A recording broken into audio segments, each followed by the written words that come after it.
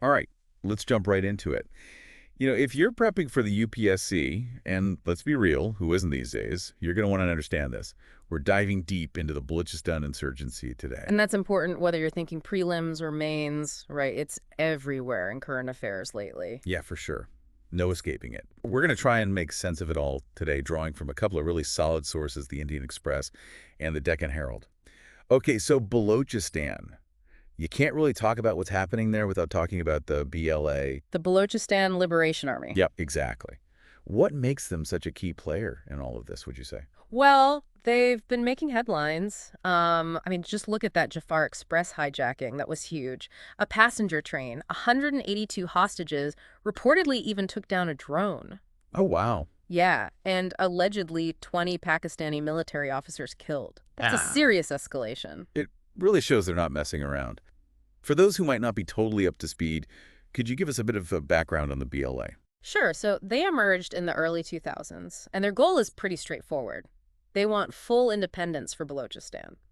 Their argument is basically that the region is being exploited, especially its natural gas and mineral resources, and that the Baloch people, who they say are the rightful owners, aren't seeing the benefits. Right, so that idea of exploitation is really central to their whole ideology.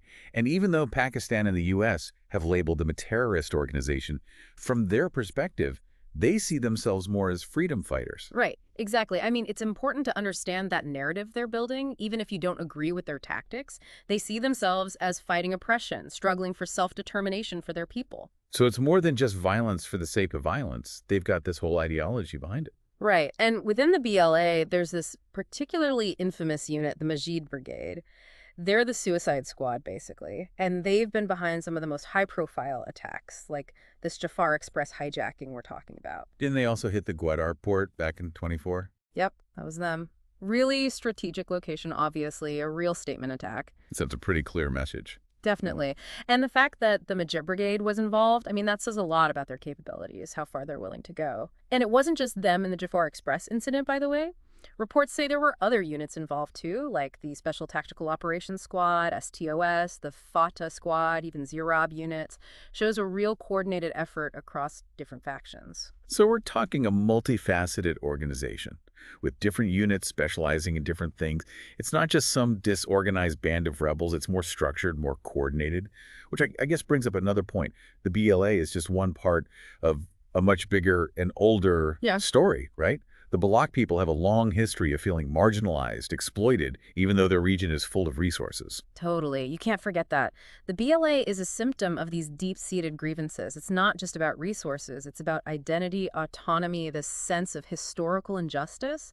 You're right. To really understand what's going on, we need to look back, dig into that history a bit. Absolutely. So Balochistan, it's always been kind of tied up with Pakistan's history, right? After the 1947 partition, it was actually independent for a little while, but then it was incorporated into Pakistan in '48. Right. But a lot of the Baloch people say that wasn't really a legitimate accession, that it was forced. They didn't have a choice. That feeling that they were pushed into a union they didn't want, that's got to add to the resentment, right? It's not just about what's happening today. It's generations of feeling wronged. Exactly, yeah. And then on top of that, there's this sense that Punjab dominates Pakistan's military and bureaucracy, so the Baloch often feel like they're left out, excluded from power. So we've got historical grievances, economic inequalities, political marginalization, all feeding into this unrest. It's not something that just popped up overnight. It's been building for decades, layer upon layer of complex issues. Yeah, it's like, I don't know, a powder keg. And with the BLA's tactics getting bolder, well, it feels like things are escalating pretty rapidly. Yeah, in recent years, they have definitely gotten more daring, more lethal, too. Those attacks on the Army and Navy bases back in '22, those were a big deal. Directly targeting state power like that. And what about the women's suicide bombers? Especially targeting Chinese nationals. It's a whole new, well, a chilling new dimension, isn't it? Any thoughts on what's driving that specific tactic? Oh, it's complicated, for sure. Some people think it's about grabbing headlines, getting more media attention. Others say it's a sign that they're getting desperate. There's also the idea that it's a way to exploit security gaps, specifically targeting vulnerabilities. Whatever the reason, though, it's disturbing, and it definitely makes things more unpredictable. Absolutely. And speaking of unpredictable, we've got to talk about geopolitics. Mhm. I mean, Balochistan's right in the middle of everything. It's a strategic hotspot, and then you've got China's growing interests in the region. Right, right. You can't talk about Balochistan without talking about China these days. It's a key part of their Belt and Road Initiative, especially the China-Pakistan Economic Corridor. The CPEC, Mm. multi-billion-dollar project, right? Connecting China to the Arabian Sea, roads, railways, pipelines, the whole shebang. And Balochistan is smack dab in the middle of it. Exactly. And, for Pakistan, CPEC has the potential to really transform their economy, but it's controversial, to say the least. The BLA sees it as another form of exploitation. Their argument is that it's going to benefit China, benefit the Pakistani elite, but not the average person in Balochistan. Yeah, that's their whole thing, right? They see it as the continuation of this long history of taking Balochistan's resources without giving anything back. Yeah, exactly. And their attacks on Chinese interests in Balochistan, like that bombing in 24 that killed those 2 Chinese nationals, that was a pretty clear message. They're not just going to sit back and watch this happen. So you've got this clash of economic interests, China's global ambitions bumping up against the Baloch people's desire for control over their own resources. It's a recipe for tension, to put it mildly. And then, of course, you've got Pakistan accusing India of supporting the insurgents. Right, that adds a whole other layer to the whole thing. India denies it, of course, but it just goes to show how deep the mistrust runs, how regional rivalries play into all of this. It's like this pressure cooker, and Balochistan is stuck right in the middle. And to make things even more complicated, there's talk of unifying all these different Baloch factions under one military structure. What do you think? Could that be a game changer? Well, if they manage to pull it off, yeah, I think it could be huge. A unified Baloch military force, that would be a serious challenge for Pakistan. They'd have more leverage, more firepower, potentially disrupt those CPEC projects. It could really escalate things, couldn't it? More violence, more instability. It's definitely possible. It's hard to say for sure, but that's definitely a scenario that could lead to things spiraling out of control. And it's easy to get caught up in the politics, the strategy, all of that. But at the end of the day, there are real people caught in the middle of all this. Decades of fighting, people displaced, human rights abuses, a constant sense of fear. Absolutely. The human cost is immeasurable. We can't forget that. No, we can't. It's a stark reminder that this isn't just some abstract geopolitical game. There are lives at stake. Okay, so we've covered a lot of ground here.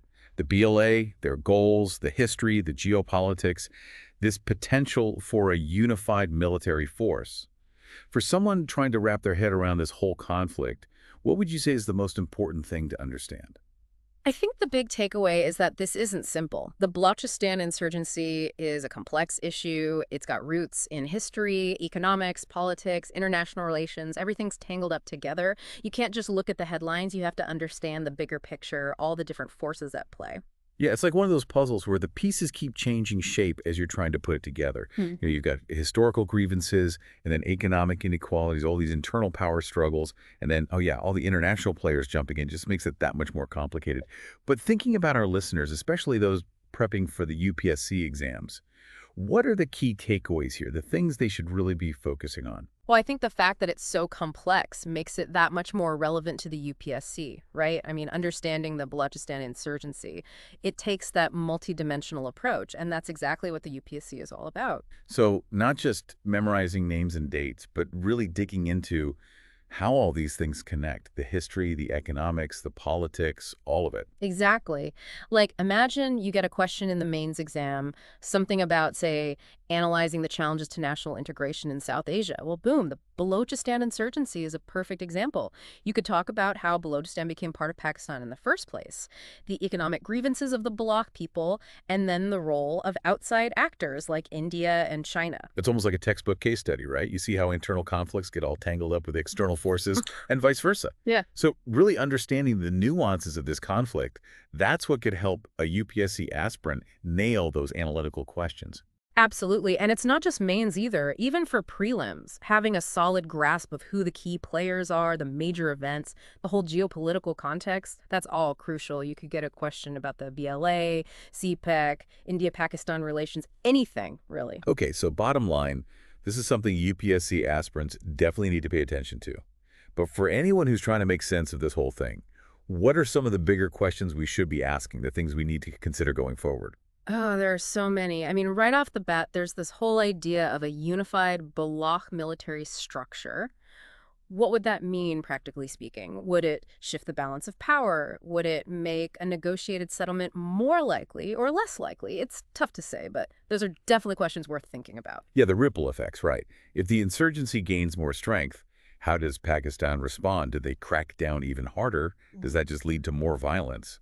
And what about China's investments in the region? How does all of this impact that? And then there's the international community. What role do they play in all of this? I mean, do countries like India, China, the US, do they have a responsibility to address the issues that are driving this conflict? Can they be part of the solution, or are they just making things worse? It's such a tough situation. You've got this internal struggle, this fight for self-determination, but then it's all mixed up with these bigger geopolitical games.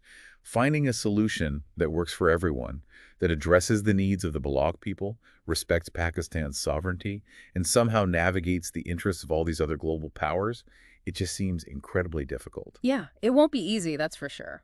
But that doesn't mean we should give up on trying to understand it, on asking the tough questions, on analyzing the situation and, trying to find a path forward. Absolutely. And that's what we encourage all of you to do. Take what we've talked about today, use it as a starting point to learn more, dig deeper into the Balochistan insurgency, read different perspectives, explore different sources, form your own opinions. For our UPSC folks, this is something you really need to have a handle on. And hey, if you found this deep dive helpful, hit that like button, subscribe to the channel, and let us know what other burning issues you want us to tackle in future episodes. Until then, keep learning, keep questioning, and keep diving deep.